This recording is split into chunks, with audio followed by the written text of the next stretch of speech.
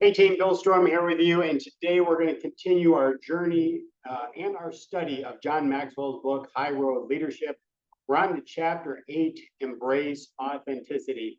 I should have titled this one today the construction chapter. We've got the new roof going on, and it sure is noisy, but nonetheless, we persevere. And I put the audio filters on, so hopefully the recording comes out just fine. So last week with chapter 7, I was a little bit rough on John. I truly was. I really didn't agree 100% with his chapter on putting other people's agenda before your own. If you missed that chapter, why I feel that way, please make sure that you go back and you listen and or read the key takeaways from that study session. So today we're going to be talking about embracing authenticity, which is the cornerstone of high road leadership. So in this chapter, John really dives deep into the importance of authenticity for leaders. So in today's leadership landscape, it's evolving rapidly and authenticity emerging as a critical element for building lasting influence and trust. So when leaders embrace authenticity, they foster real connections, cultivate a positive team culture, and drive meaningful growth in their organizations. Okay, so let's break that down and put that into simple language. In order for you to truly show up as a leader, you have to show up as your authentic self, who you truly are, not who people want you to be or how people perceive you, but who you are in your head and in your heart. And when you show up in that fashion, that's when your true leadership skills really start to shine and define who you are as a leader. So here's some key takeaways from this chapter on embracing authenticity. I'm going to share what John has to say and comment as we go. And as always, this is a study session, so we're going through this. I'm going through this with you, and it's up to you to decide whether or not this fits into your leadership model or not. So key takeaway number 1, authenticity breeds trust. So authentic leadership begins with trust. Do we agree with that? I do. I think you have to show up with your true colors. So people want to follow leaders that they believe are genuine. Yes, right? We want to believe genuine people, not those wearing masks to please others. Now, here's the interesting thing. If you've ever taken a DISC profile personality test before, one of the things it will measure is who you are in front of other people. What is the mask you are wearing to try to please other people, but who are you authentically? That's something that a DISC profile will actually tell you, how you show up when people are watching you, and then who you truly are. So John emphasizes that authenticity is about being comfortable in your own skin. Right? Knowing your values, your strengths, and even your flaws. And when leaders openly share their journeys, including the challenges they faced, it invites others to trust them more deeply. Now, we're in an election year. We're coming up on the election here in 2024. My goodness, wouldn't it be amazing if the people that the candidates showed up with their true selves, right? Because if you don't stand for something, right, I think that's an expression. If you don't stand for anything, you'll fall for anything. But truly, that's what happens in politics. People ride both sides of the fence. No, most of us have very specific beliefs about certain things. That's how you show up authentically, by drawing the line in your sand and saying, this is who I am as a leader. You can either choose to follow me or not, but I'm not going to try to be politically correct and ride both sides of the line. And generally what happens is that their message just becomes very vanilla, and they don't really end up appealing to either side. Number 2, self-awareness is key. Be aware of who you are, right? Be authentic. Leaders must first understand themselves, right? That's the lesson in all things, right? The hardest person to master is oneself. So you have to understand yourself. This involves reflecting on your own motivations, your own values and behaviors. And when leaders align their actions with their core values, say that again, when leaders align their actions with their core values, what they actually believe, they naturally lead with more authenticity. So self-aware leaders demonstrate humility, recognizing their limitations, and show a willingness to learn and grow. Right? Anybody who looks at a leader and thinks that they're that they are flawless, you're going to have a long, long wait to find a leader like that, right? A leader is somebody who takes their authentic self, goes out and does their very best work, is will make mistakes along the way, is willing to acknowledge those mistakes, but then they learn from those mistakes and they continue to grow and get better. Number three, consistency in actions and words. Authentic leaders don't just talk the talk, they walk the walk, right? They don't talk the talk, they walk the walk. So as you're going through and listening to debates and things like that on television, and you're looking at these political candidates, that's what you have to ask yourself. Are they up there just giving lip service? Are they just talking the talk, or do they actually walk their walk? What's their history?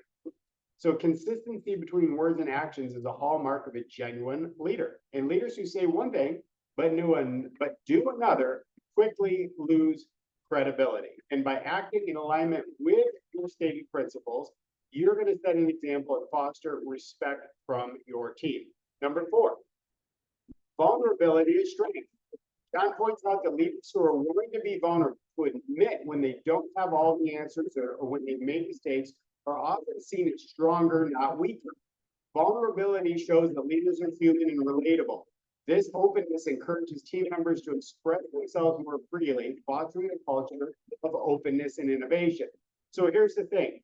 A leader becomes a leader because they realize they are limited to their own personal gifts and talents. And to become a leader, you have to search out and find other people who have skills that complement yours. So a natural leader will always say, hey, you know what? I'm really great at this, but I'm not so good at that. Who can I find that can fill that void for me? So you're being vulnerable in saying that. You're not God's gifts where you're not God's gift where you can do everything and all things. That doesn't make you a leader. That just makes you kind of an egotistical. Number five, fostering deeper connections.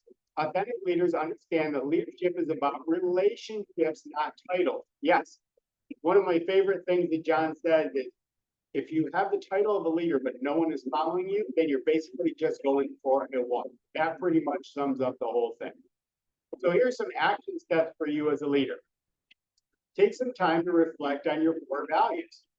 Do you know what you actually believe in? Take time to evaluate what truly matters to you as a leader. What principles guide your decisions and actions? And understanding your core values will help you stay authentic even when faced with challenging situations. And listen, if you're in a situation where something goes against your core values, principles, don't jump to the other side just to make the other person happy. Stick to your guns, right? This is what makes you authentic. Stick to your guns. It doesn't matter if somebody agrees with you or doesn't agree with you. They may have different core values or different opinions, but you're not leading everyone. You're leading a certain group of people who have like-minded values towards a specific outcome. Number two, seek honest feedback. Ask your team for feedback on how you are perceived. This is a great exercise and very humbling, right? And this can be done anonymously. But authenticity requires self-awareness. And sometimes it's good to have somebody call you out on how they see you. It may surprise you. You may get some better than expected results, or you may get some very humbling feedback on how people see you. Number three, lead with vulnerability. Practice showing vulnerability in your leadership. Share lessons learned from past mistakes or admit when you don't have the answers. I'll tell you right now, this is one of the most important things that I've done with my own family. My son in particular, he loves to hear all of my past stories, especially my mistakes and my failings and what I actually learned from them. And now he understands how I got from where I was before to where I am now. Really, really important. Number four, align your actions with your words. Again, make sure your actions reflect your values and beliefs you communicate to your team and other people. Inconsistencies quickly erode trust, so be mindful of what comes out of your mouth. And number five, create a safe space for authenticity with your team. Encourage authenticity within your team by creating an environment where people feel safe to express themselves. Now, that doesn't mean to say that you're not going to call BS, or you may say, I don't agree with that at all. But I like to think of it more like a family. It can be a spirited debate. You're welcome to express your opinion. And then all of those things are great because it gives people a different perspective to consider different outcomes or different action steps that they might take.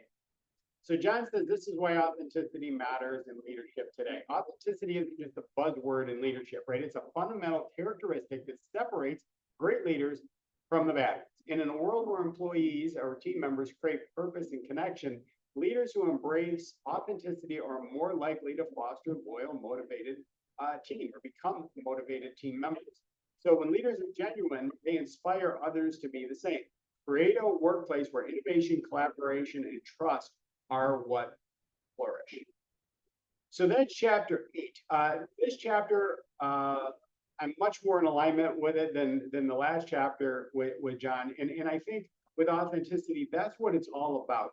Know who you are, know what you're all about, stand firm in that purpose because people like to follow strong people. They don't like to follow people who are wishy-washy. So pretty straightforward lesson today, but great things to consider. And I will say this, I know at times, there are times when I've had to stop and sit and reflect. And one of the things John talks about is he says a life worth living is a life worth journaling. And sometimes when you just take a minute to step back with your journal and a pencil in hand, and you start writing down, hey, what is it that I actually really believe in? What are my core values?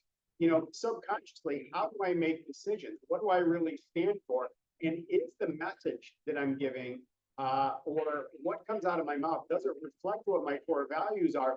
Do people know exactly who I am and whether or not they want to follow me or not? So I hope you enjoyed today's lesson. Always open for feedback.